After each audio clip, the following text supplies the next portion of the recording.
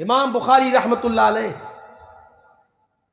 اپنے وقت کے امام، اور جس ملک میں یہ رہتے ہیں اس ملک کا بادشاہ ان سے کہہ رہا ہے امام صاحب میرے بچے کو بھی کچھ پڑھا دیا کرو، اتنے بچوں کو پڑھا رہے ہو قرآن اور حدیث، میرے بچوں کو بھی تعلیم دے دیا کرو۔ انہوں نے کہا ٹھیک ہے آپ کے بچے کو میں تعلیم دے دوں گا، کوئی دقت نہیں۔ ایک ہفتے کے بعد امام بخاری رحمت اللہ علیہ سے بادشاہ ملا، کہا امام صاحب کیا بات ہے، کسی مسجد میں ملاقات ہو گئی، کیا بات ہے آپ ہمارے گھر آئے نہیں؟ میں 10 دن سے یا ہفتے بھر سے انتظار کر رہا ہوں آپ کا کہ آپ ہمارے گھر آئیں گے، ہمارے بچے کو پڑھائیں گے۔ آپ سے 5-6 دن 10 دن پہلے ملاقات ہوئی تھی، آپ نے کہا تھا پڑھا دیں گے، آپ آئے نہیں میرے گھر۔ امام بخاری کا جواب بادشاہ کو کیا تھا؟ نہیں آپ کا بچہ ہمارے گھر آیا ہی نہیں ہے، آپ کا بچہ ہمارے گھر آتا تو ضرور میں پڑھاتا۔ تو بادشاہ نے کیا کہا؟ میرا بچہ آپ کی جھونپڑی میں آ کے پڑھے گا، آپ کو آنا پڑے گا میرے محل میں۔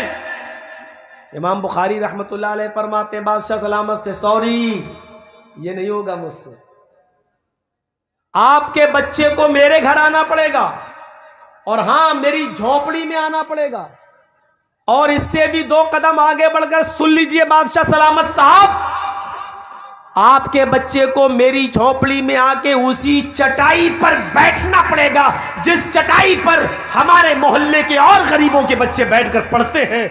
الگ سے آپ کے بیٹے کے لیے میرے پاس کرسی، صوفے اور مخمل کا کوئی انتظام نہیں ہوگا، آپ کے بیٹے کو اسی چٹائی پر بیٹھ کے پڑھنا ہوگا۔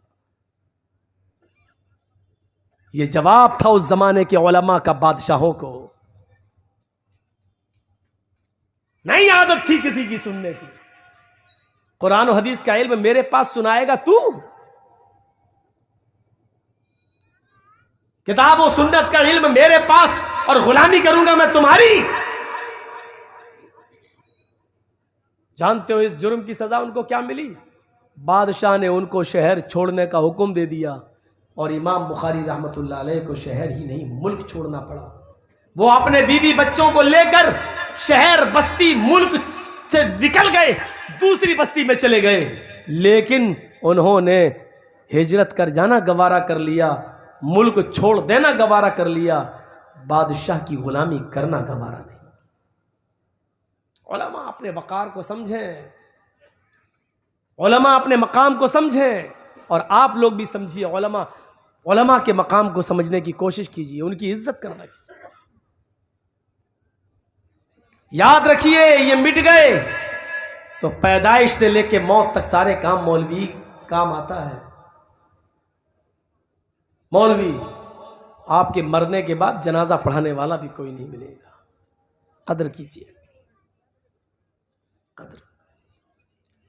والذین یبیتون لربہم سجدا وقیاما والذین یقولون ربنا اصرف عنا عذاب جہنم ان عذابها کان غراما۔ اللہ کے نیک بندے، سچے بندے، اللہ کے سچے غلام تو وہ ہیں جو اپنی زبان سے جہنم سے پناہ مانگتے رہتے ہیں، کہتے رہتے ہیں ربنا اصرف عنا عذاب جہنم، اے اللہ جہنم کا عذاب بڑا سخت ہے، اے اللہ جہنم کا عذاب ہم سے ہٹا لے، بہت سخت ہے، چمٹنے والا ہے، بہت ہی برا ٹھکانہ ہے وہ جہنم۔ جو یہ کہتے رہتے ہیں، یہ سچے بندوں کی پہچان بتائی۔ اللہ اور بندے میں رشتہ کیا ہونا چاہیے؟ ایک مثال، وہ ہے مالک اور میں ہوں، ہم ہیں غلام۔ غلام کی ڈیوٹی کیا ہونی چاہیے کہ کسی کام کا حکم یا کوئی بھی کام ہوتا تو میرے مالک کے حکم سے ہی ہے، لیکن اگر اچھا ہو تو اس کی نسبت مالک کی طرف کرنا چاہیے، اور اگر غلط ہو جائے تو اس کی نسبت وہ اپنی طرف کر لے، اپنے مالک کو رسوا نہ ہونے دے۔ یہ مالک اور غلام کے درمیان ایک فرق ہوتا ہے۔ اب آئیے ایک مثال میں آپ کو سناؤں۔ آپ نے سنا ہے کبھی ایک ہی صف میں کھڑے ہو گئے محمود و ایاز، نہ کوئی بندہ رہا نہ کوئی بندہ نواز؟ کبھی سنا آپ نے یہ شعر؟ ہاں، یہ محمود اور ایاز جو سنا ہے یہ کون تھا معلوم ہے آپ کو؟ ایک ہی صف میں کھڑے ہو گئے محمود و ایاز۔ محمود بادشاہ تھا محمود غزنوی، اور اس کا غلام کا نام تھا ایاز۔ محمود کے بہت سے غلام تھے، لیکن محمود سب سے زیادہ محبت ایاز سے کرتا تھا، سب سے زیادہ پیار اس کو ایاز سے تھا، وہ سب سے زیادہ بات ایاز کی سنتا تھا۔ دوسرے غلاموں کو تھوڑی تکلیف ہو گئی کہ ہم بھی تو غلام ہیں، ہمیں بادشاہ اتنا نہیں مانتا جتنا ایاز کو مانتا ہے۔ دھیرے دھیرے یہ خبر ایاز کے کانوں تک آئی، محمود کے کانوں تک آ گئی بادشاہ کے، کہ لوگ ہمارے بارے میں، اور جو دوسرے غلام ہیں 20-50 غلام، وہ ہمارے بارے میں اس طریقے کی بات کر رہے ہیں کہ محمود کے اور بھی غلام ہیں، لیکن محمود ایاز کو اتنی محبت کیوں کرتا ہے؟ جاتا ہے تو ایاز کو لے کے جاتا ہے، نماز پڑھتا ہے تو ایاز کو اپنے بغل میں کھڑا کر کے پڑھتا ہے، کھانا کھاتا ہے محمود تو اپنے غلام ایاز کو اپنے پاس بٹھا کے کھلاتا ہے۔ اتنا پیارا ایاز سے کیوں ہے محمود کو؟ محمود غزنوی نے فوراً اپنے سارے غلاموں کو بلایا اور ایک لائن میں بیٹھنے کے لیے کہہ دیا۔ محمود غزنوی کے سارے غلام ایک لائن سے بیٹھ گئے۔ محمود غزنوی نے ایاز کو اشارہ کیا، تم بھی تو میرے غلام ہو، چلو لائن میں تم بھی بیٹھ جاؤ۔ ایاز بھی لائن میں بیٹھ گیا غلاموں کے ساتھ۔ اب محمود غزنوی نے کہا، ہیرے کا ڈائمنڈ کا ہار لاؤ۔ ہیرے کا، سونے کا نہیں، گولڈ کا نہیں، ہیرا ڈائمنڈ اس سے بھی زیادہ قیمتی۔ اور ہیرے کے ہار کو اس نے توڑ دیا، اور ہیرے کا جو ایک ایک پارٹس تھا، ایک ایک حصہ ڈائمنڈ کا، اس نے ہر ایک غلام کو دے دیا، اور سب غلاموں کو ایک ایک ہتھوڑی دے دی۔ ہتھوڑا لو، سب کو دیا، ایاز کو بھی دیا۔ کہا کہ تمہارے پاس کیا ہے؟ سارے غلام بولے ڈائمنڈ، ہیرا۔ دوسرے ہاتھ میں کیا ہے؟ ہتھوڑا۔ چاہو اس ہتھوڑے سے اس ڈائمنڈ کو توڑ دو، تمہارے پاس جو ڈائمنڈ ہے، جو ہیرے ہیں، ان کو توڑ دو۔ اتنا قیمتی ڈائمنڈ توڑ دو؟ پھر انہوں نے اپنے بادشاہ کا حکم مانتے ہوئے سارے غلاموں نے ہتھوڑا مار دیا، ڈائمنڈ توڑ دیے۔ ایاز نے بھی توڑ دیا، سارے غلاموں نے توڑا، کوئی نہیں بچا، سب نے ہتھوڑے مار دیے اور ڈائمنڈ توڑ دیا۔ اب محمود نے ایک ایک کر کے سب سے پوچھا، تم نے ڈائمنڈ کیوں توڑا؟ یہ غلام کھڑا ہوتا ہے، حضرت میرے آقا میرے مالک، میں نے ڈائمنڈ کو اس لیے توڑ دیا کیونکہ میرے آقا کا حکم تھا۔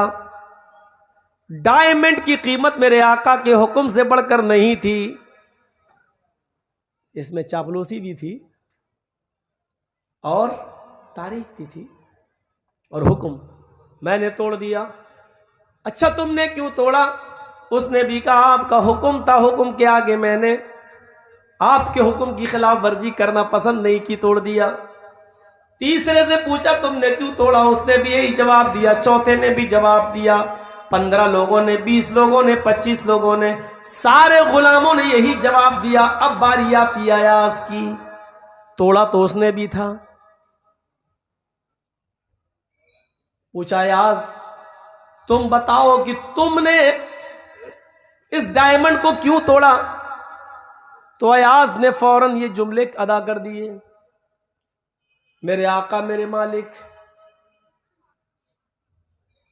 آپ کا حکم زبان سے نکلا کہ توڑ دو، اور یہ میرے دماغ کا قصور تھا، یہ میری عقل کا قصور تھا، وہ آپ کے حکم کو سمجھ نہیں پائی، اور میری ناقص عقل کا قصور تھا، میری بد عقلی تھی، میں نے اس کو توڑ دیا۔ آپ کا حکم میرا ذہن سمجھ نہیں پایا، آپ کے کہنے کا مقصد کیا تھا وہ میری ناقص عقل میں نہیں آیا، اس لیے میری عقل نے جو سوچا وہی کیا اور میں نے اس کو توڑ دیا۔ محمود غزنوی مسکراتے ہوئے کہتا ہے غلاموں، دیکھا تم نے میں ایاز کو کیوں پسند کرتا ہوں اور ایاز سے میں کیوں محبت کرتا ہوں؟ اس کی وجہ یہ ہے، حکم میں نے ہی دیا تھا توڑنے کا، تم سب نے فوراً میرا نام لے دیا اور کیا کہہ دیا؟ آپ کا حکم تھا توڑ دیا، آپ کا حکم سراخوں پر میں نے توڑ دیا، تم سب نے میرا نام لے دیا، گویا کہ توڑوانے والا میں، توڑنے والے تم ہو، توڑوانے والا میں۔ لیکن ایاز کو دیکھو، اس نے توڑ تو دیا لیکن اس نے میرے اوپر آنچ نہیں آنے دی، اور اس نے سارا قصور اپنی عقل کا بتا دیا، جبکہ حکم میرا ہی تھا، لیکن اس نے یہ کہہ دیا کہ میں آپ کی بات کو، آپ کے حکم کو سمجھ نہیں سکا، اور یہ میری عقل کا قصور تھا کہ میں نے توڑ دیا۔ اس نے میرے اوپر آنچ نہیں آنے دی، میرے حکم کے باوجود اس نے ساری برائی اپنے اوپر لے لی، اس نے میرے اوپر آنچ نہیں آنے دی، اس لیے میں ایاز سے، تم لوگوں سے زیادہ محبت کرتا ہوں۔ ایک معمولی غلام اور معمولی بادشاہ کا یہ حال ہے، اس کو یہ جملے پسند آئے، تو ایک اللہ میں اور اس کے غلام یعنی ہم میں اور آپ میں بھی یہی چیز ہونی چاہیے کہ جب اچھی چیز کی نسبت ہو تو اللہ کی طرف کریں، اور بری بات کا جب کچھ کر بیٹھے تو اس کی نسبت ہم اللہ کی طرف نہ ہونے دیں۔ یہی بندے کا اور اللہ کے درمیان، یہی مالک اور اس کے غلام کے درمیان فرق ہونا چاہیے۔ جب بندہ بے نمازی تھا، چور تھا، شرابی تھا، جواری تھا، زناکار تھا، لیکن اچانک نماز پڑھنے لگا، 5 وقت نمازی ہو گیا، تہجد گزار ہو جائے، تو وہ یہ کہے یہ میرے رب کا احسان ہے میرے اوپر کہ اس نے مجھے گناہوں کی دلدل سے نکال کر ہدایت کی راہ دکھا دی ہے، ہمیں حق پر گامزن کر دیا ہے۔ وہ اللہ کا نام لے، اچھا کام کرے تو اس کی نسبت اللہ کی طرف کرے، اور جب وہ اس سے کوئی برا کام ہو جائے، جب شراب پیے اور جوا کھیلے اور زناکاری کر کے آئے، تو یہ نہ کہے کہ میں نے اللہ کے حکم سے کیا، بلکہ وہ اس کی نسبت میری طرف نہ کرے، بلکہ اس کی نسبت وہ شیطان کی طرف کر دے کہ نہیں، اللہ نے تو مجھے اس دنیا میں بھیجا تھا اور سوچنے اور سمجھنے کی عقل دی تھی، لیکن اس شیطان نے مجھے بہکا دیا ہے اور مجھ سے غلط کام کرائے ہیں۔ سچا بندہ وہ ہوتا ہے جو میری طرف کسی غلط کام کی نسبت نہیں کرتا ہے۔ میرے پیارے ساتھیوں، یہ اللہ میں اور بندے کے درمیان، اللہ میں اور اس کے غلام یعنی ہم اور آپ کے درمیان یہ نسبت ہونا چاہیے۔